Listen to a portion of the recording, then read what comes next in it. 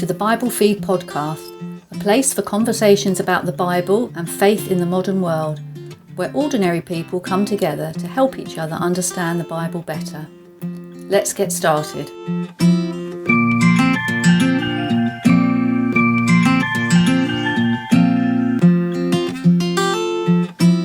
Hi, I'm Paul Davenport and welcome to another episode of the Bible Feed podcast. I'm really pleased to have with me today in our conversation Mark Vincent. So hi Mark, how are you?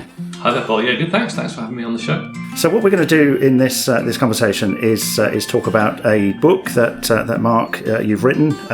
It's not been newly published. It's been around a few years. I think it was published originally in 2016. The title of the book is Life's Biggest Questions. Now, we've said before on this podcast that we like the big questions. I think just a few episodes ago we did something on the meaning of life and looking at the book of Ecclesiastes. So we're not shy to think about this, but we're going one step further this time and looking at life's biggest questions. Human beings, it seems, like to ask big questions. Whether we think about them every day or not, they're always nagging away there in the back of our minds. And we're always looking for meaning and purpose in things that happen in our individual lives or on the big scale that are happening in the world. Where are things leading? What's the purpose of it all? So this book, Life's Biggest Questions, it's not a long book. I think it's about 140 pages or so. So it aims to do quite a lot in 140 pages in a simple and approachable way and explore the biggest questions. But before we get into the content of the book, Mark, it's be really good just to understand a little bit of your background, your journey of faith and its development to today. So tell us a little bit about yourself. Absolutely. So I grew up in Yorkshire in the UK. I was raised from a young age reading the Bible in the Christadelphian community. So that was a great background for me, really. It's like I can't remember a time when I wasn't familiar with the Bible. And so that brings you a certain perspective, which I suppose a depth of familiarity with the gospel message, which is really valuable. My wife, by contrast, she was not brought up with a religious background. So, that brings a different perspective again, and it's interesting to compare and contrast those things. So, when you do grow up with, within a particular religious faith, religious tradition, I think, probably most of us go through a phase probably somewhere in our teenage years or maybe early 20s where we, deeply question that and think about, am I just doing that because, that's how I was brought up? Or that sounds familiar. Right. You have to get to a position where you own it for yourself. So I went through that in my teenage years. And I think for me, really spending a lot of time in the book of Psalms was a big turning point for me in terms of that the writers of the Psalms really helping me understand the scale of God, if you like, and how you've got to expand your mind to start to see things from a different perspective, and that's what the Bible is. It's not all going to be easy to swallow, therefore, because it is a different mindset in that sense. So that was really, in my teenage years, that was a very important time for me. I then, in terms of the broad shape of my life since then, I went to college and did languages. Actually, Korean and Chinese was my specialty, and then I went on and did a PhD in Hebrew and biblical studies, and learned a lot of the ancient Near Eastern languages connected with the Bible. So that was interesting. And then I jumped from there into the world of financial services for my working life. So really this project, writing Life's Biggest Questions and other stuff that I've written, has been done in my spare time, if you like. But if you have a faith, that really is the most important part of your life, I suppose. Thanks. That's really interesting. It's a sort of combination of a personal journey of discovery of particularly the Psalms, but also the studies in the biblical languages, which Bible Feed, we're kind of quite explicit and open about that we're not academics, putting things out from an academic point of view. Happy to use good scholarly material, but really trying to present essentially what is a message for ordinary people understanding the message together. I think it is really important to be able to, it goes back to the translation of the Bible into English, and the desire to have the Bible translated in a way that the plough hand could understand. Yeah. There's no point in talking in abstractions or talking above people's heads or in a very kind of academic way. Jesus spoke and the other biblical writers spoke in a way that everyday people could relate to. So what prompted the production of this particular book for you? A number of things. So we'd had a book in the Christadelphian community called the Bible, the Lord Jesus and You, which was coincidentally written by my uncle, and that was a book that was written quite a number of years ago now, probably 35 years ago, something like that, maybe even longer. I thought it was a really good and helpful book, but obviously the culture changes, so there was a desire to sort of update and to just put the gospel message across in another way, not a different way. And so that was an ask of me, like, would I be interested in doing that? And I was. I think it's a great challenge to try to express, what you believe the Bible hope is about, sort of from beginning to end in some kind of a systematic way. I think it's a really good exercise to do that for yourself, whether or not you're trying to write a book. So I found it really helpful to try to think about that. But then, the other interesting challenge about it is you realize as soon as you start to write, you realize that everything you say is built on assumptions that you have made. Hopefully there was some basis for those assumptions, and that's why you made them. But with a book like this, you're trying to speak in a way which is not assuming too much, where you take preconceptions and assume knowledge away as much as possible and start sort of from first principles. And that's actually quite difficult to do, but it's a very good exercise to try to understand how all the different pieces fit together. Why are we here? Where are we going? What's wrong with the world? What's wrong with me? with us as human beings? And to try to understand how the whole, in some way, how the whole of the Bible and God's purpose hangs together. And I have to admit, I've written a few books. This was definitely the most difficult, even though it's the shortest, precisely because of wanting to take out those assumptions. So I would write something and then I'd read it back and I'd say, oh, hang on, I've assumed that such and such and such and such is true. I need to actually go back and explain why, either take the assumption away or explain why the assumption is a reasonable assumption to make. So I ended up rewriting the thing about 7 times. And I think after the 6th time, I was pretty close to being ready to give up, and a couple of friends said to me, "Go and give it one more shot." So I did, and I was happy with the 7th iteration. Oh well, we're glad you did, because I think to cover that ground in 140 pages or so is no mean achievement, and something that we sort of wrestle with for the production of this podcast is what is our target audience. Because you'd take a very different approach in explaining matters to someone who was a skeptic or didn't have a religious or a Christian background at all, versus talking to someone who is a Christian. What would you say is the target audience for the book, or is it a bit of all of those?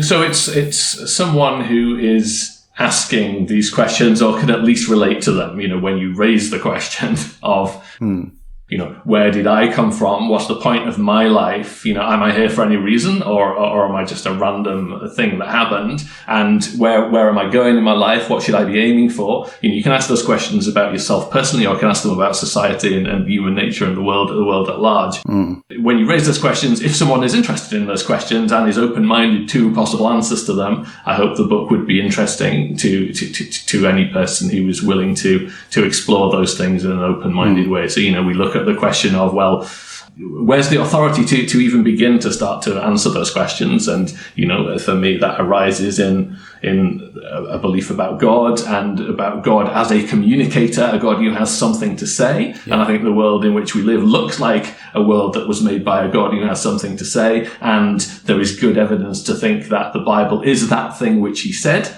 And so what is it that you've got to say in it then? And how does that answer those big questions that we have? And does that seem to hang together? Is there any evidence that supports those things? These are the sorts of things. So people who are interested in that stuff, really. So what's the one thing that you'd hope someone took away from the book as a key message or as a something to take away as a next step? That the world in which we live and that ourselves as human beings, this is not an accident. This is a great question, and it's not my question. It's a question I first came across in one of Tim Keller's writings, which is, what are humans for? And I think that's a fantastic question. What are humans for? And we are for something. We're for a relationship with God. That's what we were made for. And so I use this analogy in the book about, you can take a tool, you can take a spade, and obviously a spade has a particular purpose. It's for digging the garden or something. Now, you can use it as a cricket bat, but, it's not optimized to be used in that way. Or you can use it to scrape the leaves up off your driveway or something. Yeah, just about you can. And just about we can repurpose our own existence for, a life of hedonism or, the pursuit of power or the pursuit of money or the pursuit of as much sex as possible or whatever it is that I might want to pursue. Yeah. But that's not what a human being is for. And the central contention of the Bible is that a human being is for a relationship with God and, to do a job that God has asked us to do. And if people were able to take away that sense that there is a plan and a purpose and there is an ask of us from God, and that if we try to tune into that and, orient our lives towards that, then there's a natural fit there because that's what we were designed for, and that brings a fulfillment and a hope and a purpose. So if someone were to take away any sense of that, then that would feel like a good result, like it was all worthwhile.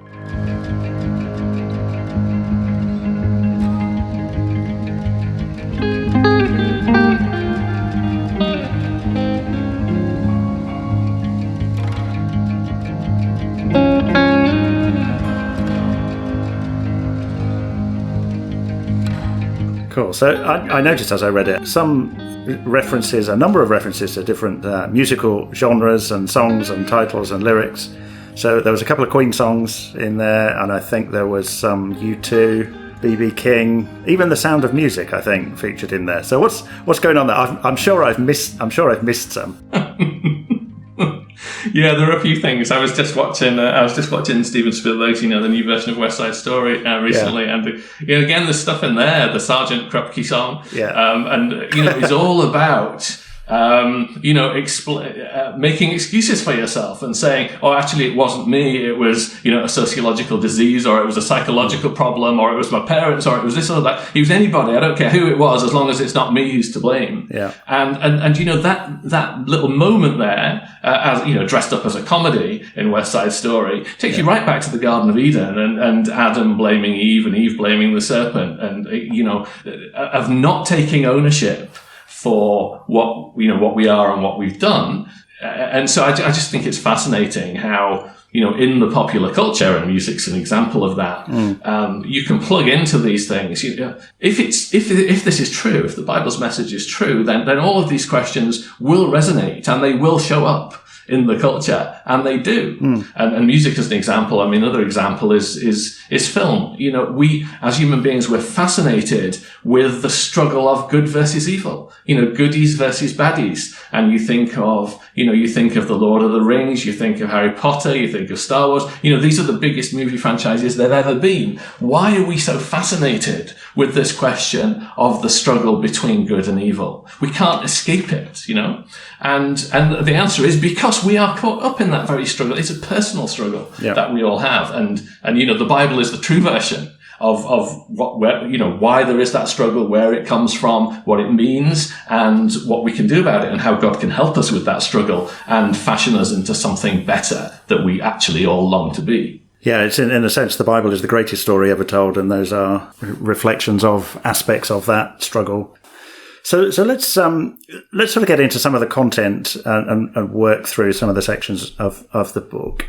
And to some extent, let's see if what I would expect my biggest questions to be are of feature in this book and are addressed in some way. So, I know at the outset of the book, you kind of say, there are three basic questions that are the biggest questions, which is, where did I come from? Why am I here? And where am I going? Where are we going? Where is this all going?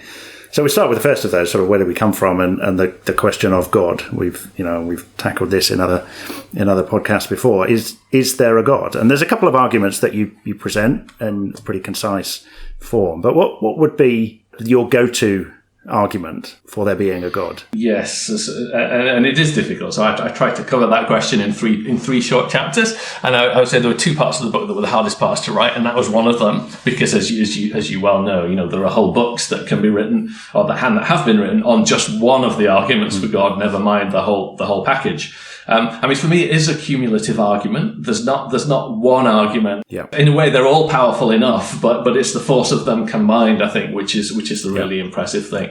So, the beginning, the cause of things. So, the fancy name for this is the cosmological argument. But, if there's a kettle boiling in the next room, we can say, well, why, what caused that?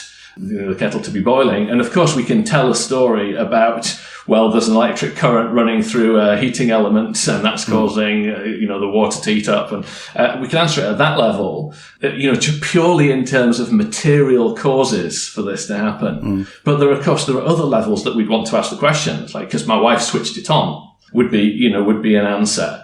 But even the agent, who did it that made the kettle boil, even that's not enough to answer the question, because we would want to know why, and it was because we wanted to have a cup of tea. So you'd want to understand all of those things to understand why there's a kettle boiling. But I don't think what any of us would accept is that there is a kettle. The kettle just spontaneously happened, came into existence and started boiling for no purpose, by no one, for no reason. And really, you can extrapolate that argument out to the universe and say it is extremely unlikely that something as complex and amazing in so many different ways, so many different levels as a universe would come into being for no one, by no one, out of nothing. And there's the Sound of Music reference, right? Which is, Julie Andrews, nothing comes from nothing. Nothing ever could. And as a logical syllogism, the argument is everything which has a beginning has a cause. The universe has a beginning, therefore the universe has a cause. And then you go into, so what would the cause look like? The universe is something which is highly intelligible. And, and the whole of science works on the basis of the intelligibility of the natural world. Where do things that are intelligible come from? They come from an intelligence. So you need something which is outside of matter to explain the origin of matter, of the material, something which is outside space, something which is outside time, something on the order of mind, that could bring about something which is which is a rational system. So I think all of that is very powerful. And then we could go into details talking about design. We could talk about human beings, and the most amazing thing in the universe is probably the human brain. So there are those arguments. Then there are arguments about humans' moral desire, our desire to be a better version of ourselves. Why should we desire that? And of course, if you believe the Bible's narrative, that the answer to that is very obvious and very compelling. There's a reason why we should be like that. There's a reason why we should have all those capabilities that most of the animals don't have. It's because we're made in the image of God. That's why we have value. The Bible's doctrine gives you a basis for valuing human life. So these are some of the things that come together. I think as part of an answer to this. Yeah, and I think you're right. It's an accumulation of those different ways of looking at the problem that build up to the best explanation. And I like the kettle analogy. I think I've heard John Lennox use that sort of analogy before. I'm sure many people have. And in many ways, the explanation, which is because I wanted a cup of tea, is not to do with material stuff. It's not to do with the science of it all. Yeah. But it's a much more interesting explanation because it has purpose, it has meaning, and when you take that up to the level of the universe and think of an intelligence, a mind, then that's a much more interesting, as well as being, to us at least, and maybe people listening will start to think about it as well, being the best explanation. it is a much more interesting and meaningful explanation.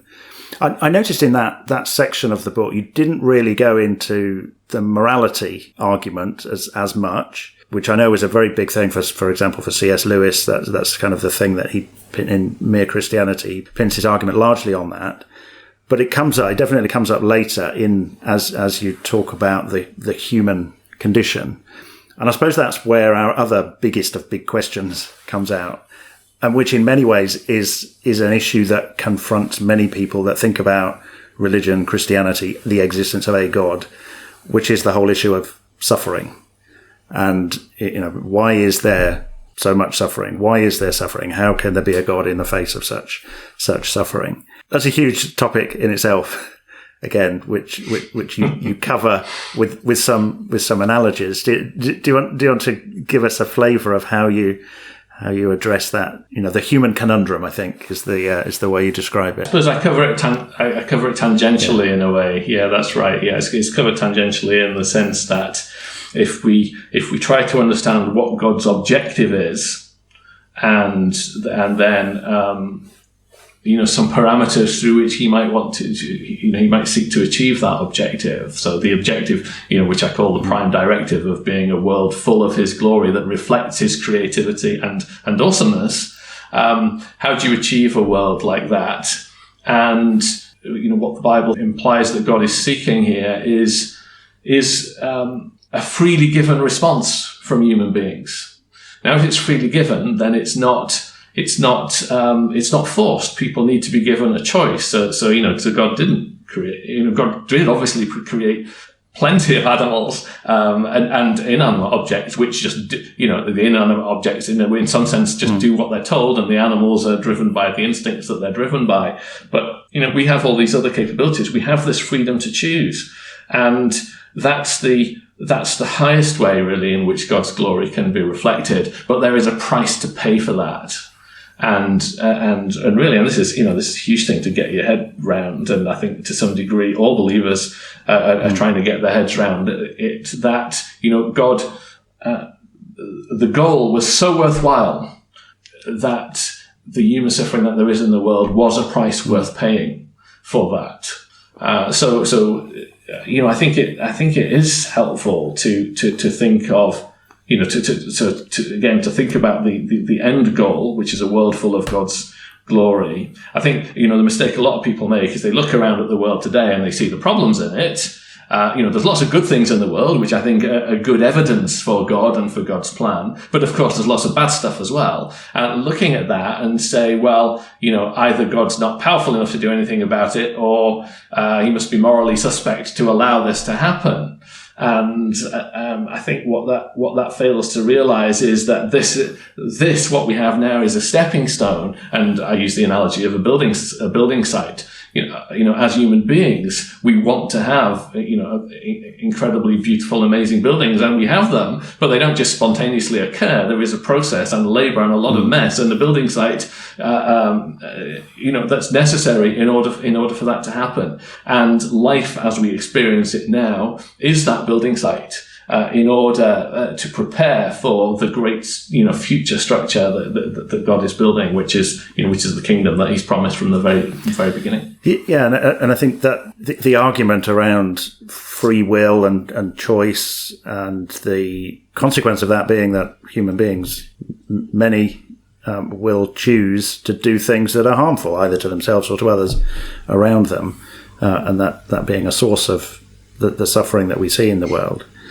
There's sort of a background experience of suffering, though, that is not attached to human free will and human free choices, which is, disease and other aspects like that, which personally I do find quite difficult to get my head around fully in the context of a God. And eventually you have to land at a level of trust that God has done things in a way that are suitable for the end result, that getting us from the building site to the finished construction. There is a price worth paying. It's a hard thing to get your head around, and it's for someone that's suffering it with a disease or something, it's not a particularly helpful way to comfort them or rationalize them. That's where the compassion and and empathy, is much more helpful and powerful in those situations. Yeah, that's right, and it's interesting on that. It's quite. I mean, C.S. Lewis is very interested on that subject, and you can see, he writes about that subject at several different points in his life, and as he comes to experience some suffering himself, he the way he writes about it changes quite a bit. And in the end, really, the most important question for us is not so much.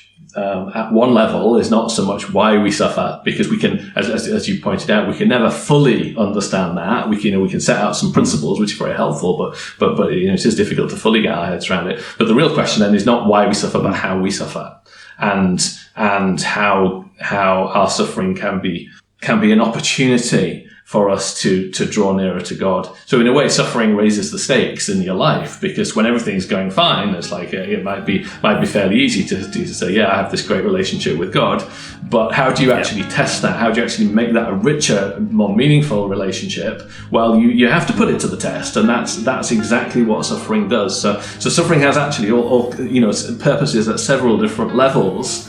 Which we can sort of understand in theory, but then, as you say, the actual practice of it is something different again, isn't it?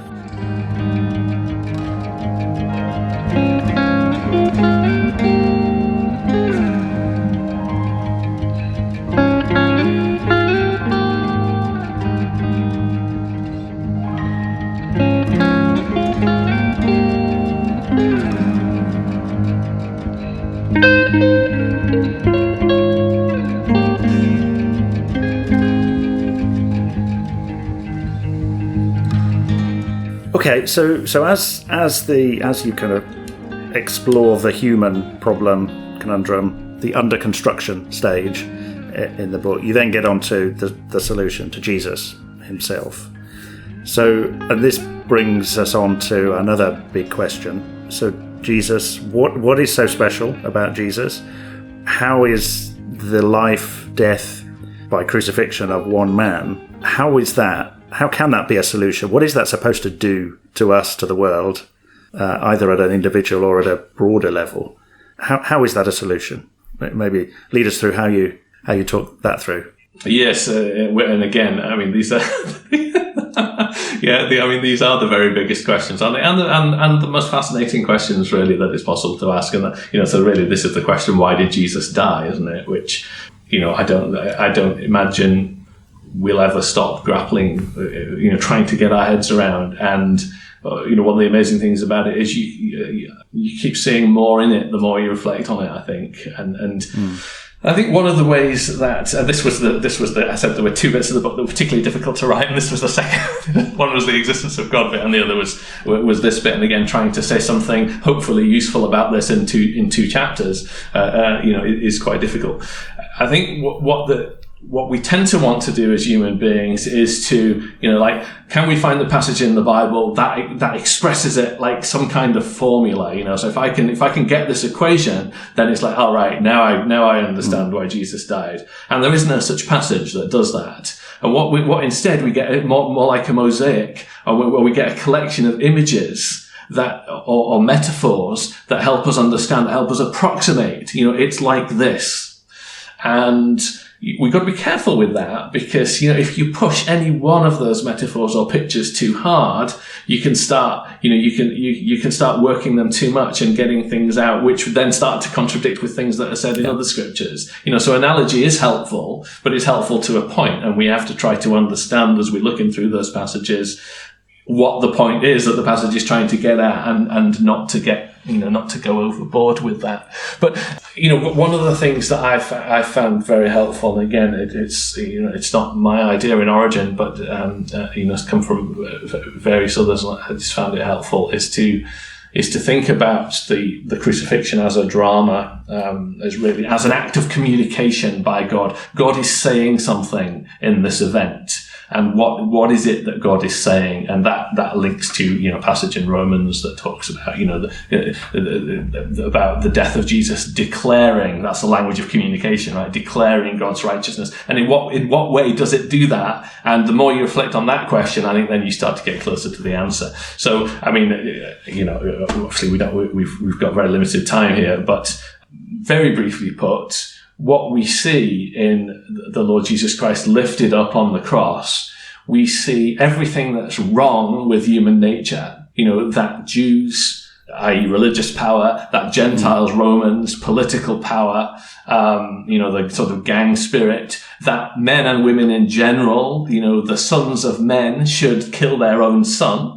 Jesus described himself as the Son of Man, and what do we do with our son? And this is this is the worst thing, child sacrifice in a way that's being perpetrated by these men. So we see the nature of the problem of human nature, but we also see what we ought to be, like the Lord Jesus Christ, perfectly obedient to the will of God, giving rather than taking,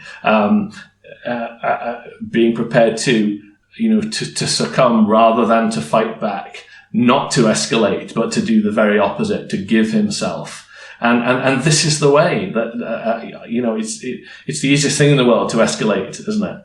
Human beings have been doing it ever since the beginning of time. And Jesus shows us the better way to be. So there's that going on in terms of human nature. And then there's also the principle of sacrifice, of paying a price for a benefit which is so much greater, of giving the most precious thing that you have, which is your own life in the case of Jesus, and which is your own son in the case of God. And again, in that, God and Jesus are pointing the way forward to us. You've got to stop thinking about me first. What can I get out of this? How dare they do this to me? But instead think about, what can I give? How can I change things? All that is seen in the cross is just fantastic. It's just it's inexhaustibly deep, I think. Yeah, and that's very much an individual reflection upon that event in history. When I say individual, it needs to be a personal reflection on that event, and it's almost presented as that way, as building on the way you've described it in the Gospels. You have those components of humanity, if you like. You have the Jews, the Jewish authorities, but there's one, Joseph of Arimathea, who sees Jesus in a different and positive way, sees him for what he is. And there's the Romans that execute the crucifixion. But there's the centurion that sees him. Yeah, surely this man was the Son of God. And there's the disciples. So there's all those different categories of people around, as well as all these people that are just indifferently walking past and sort of represent different aspects of humanity, and that we should reflect on that one moment in history. And we have to respond to it one way or the other. Now, this is probably an unfair question, and you can refuse to answer it if you like. There are various models of the atonement that have been given labels over time, whether it's the satisfaction theory or substitution or the exemplar model. In the couple of chapters, where would you pitch the reconciliation or atonement model that you present? I mean, going back to the Old Testament, there's this principle about the shedding of blood, right, and blood representing human life, and when sacrifice was made in the Old Testament of the animal representing you, saying I should be dying and the sins being placed on the animal, and the New Testament picks up all that language really to speak of the Lord Jesus Christ as our representative, and he is our forerunner. He dies for us, but we also must die, and participate in his death, which we do through baptism and through making trying to make it, making a new beginning, or God allowing us to have this new start. So it's not just about Jesus dying for us in the sense, and then saying, so then therefore I don't have to do anything. Far from it. This is something that involves us all personally in a committed response, in participating in his death through baptism. And maybe it's a little bit like the analogies that are used to articulate the meaning of Jesus' death. That there are a number of them, and they each hold elements of truth as they express what is going on. Maybe it's the same with those maybe somewhat artificial labels that are attached to different atonement models. There's a bit of truth in all of them. I said there isn't one passage and we've got to put together this mosaic, which is right, but probably one passage that does talk about it at more length than others is Romans 3. And I think there that this language of declaring of the sacrifice of Jesus, declaring God's righteousness, declaring that God is right. God is right in saying what he said about sin. That sin is a problem and has to be killed. Sin has to be put to death. And Jesus takes our sins upon him and puts them to death. I really think that declaring God's righteousness phrase and thinking through what that means and how it means it is a particularly rich, and helpful way to understand it. Or to try, to start to understand it, let's say. Okay. As the book then kind of goes into the second half, we've talked about Jesus and his crucifixion in particular as a moment in history that attracts our attention and upon which we should reflect. But that in itself is not the end solution. Do you want to just kind of finish the narrative arc, if you like, of the purpose of God to the broader solution that you describe? This is really captured, throughout the New Testament in Jesus' teaching and in the teaching of the apostles in the book of Acts and elsewhere. We find that there are two key elements of the gospel message. One is the things concerning Jesus Christ, and we've talked about some of the key elements of that. And the other is the things concerning the kingdom of God.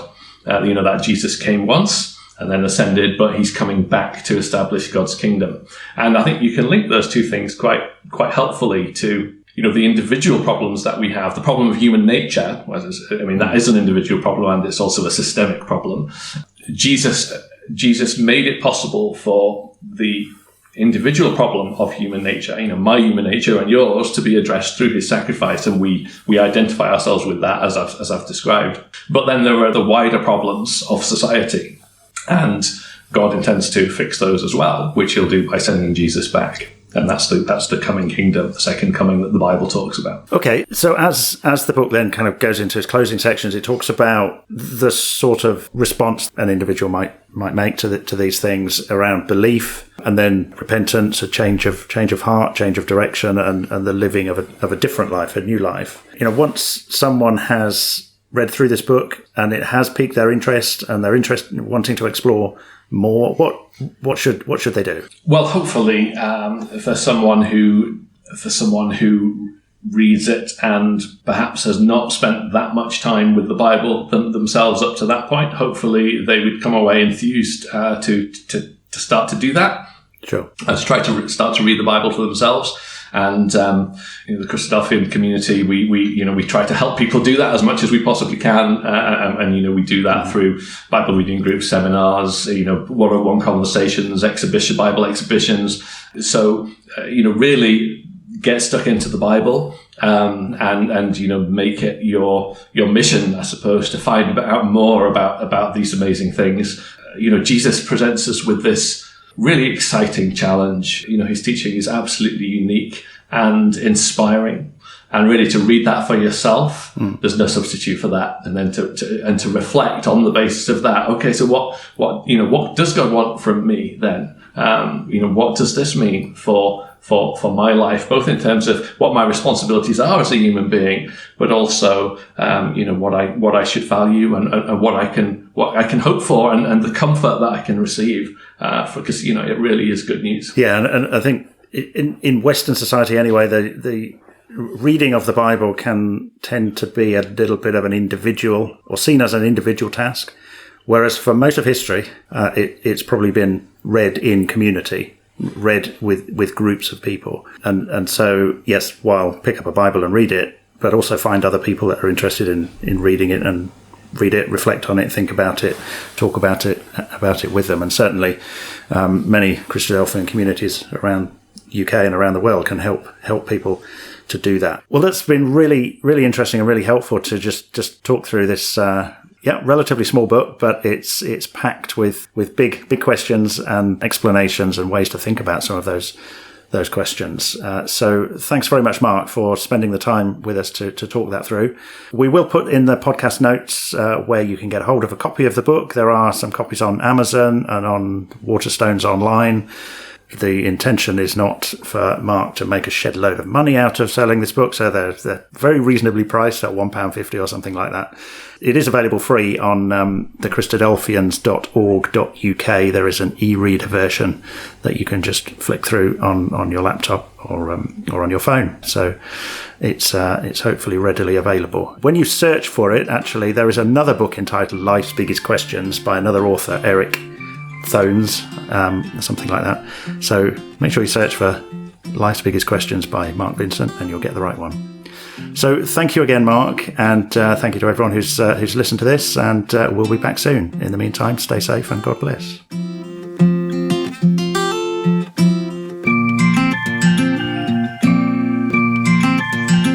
You've been listening to the Bible Feed podcast.